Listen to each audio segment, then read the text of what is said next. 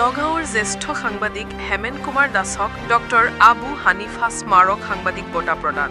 আজি নগাঁও চহৰৰ প্ৰণৱ বৰুৱা কলাক্ষেত্ৰত অনুষ্ঠিত এক গাম্ভীৰ্যপূৰ্ণ অনুষ্ঠানত নগাঁৱৰ জ্যেষ্ঠ সাংবাদিক লেখক হেমেন কুমাৰ দাসক ডক্টৰ আবু হানিফা স্মাৰক সাংবাদিক বঁটা 2025 প্ৰদান কৰা হয়।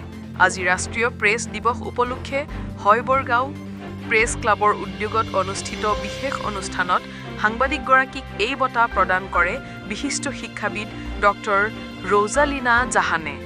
এই বঁটাত আছে গামোচা, চেলেং, জাপি, মানপত্ৰ আৰু এটি স্মাৰক। নগাঁৱৰ পৰা বিভূতি বৰাৰ প্ৰতিবেদন বটদ্ৰৱা লাইভ।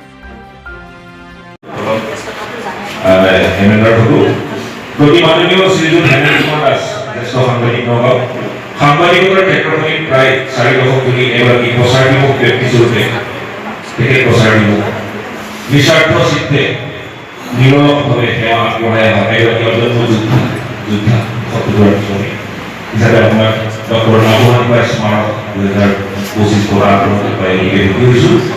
আপোনাৰ এই উদ্যম অনাগত দিনবোৰতো অটুট থাকক তাই কামনা কৰিলোঁ।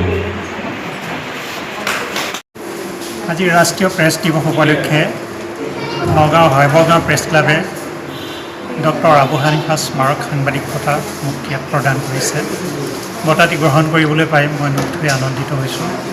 মই স্বনামধন্য সাংবাদিক একালৰ আমাৰ পথ প্ৰদৰ্শক ডক্টৰ আবু হানিফা ছাৰৰ নামত দিয়া এই বঁটাটো গ্ৰহণ কৰিবলৈ পাই কৃতাৰ্থ মানিছোঁ।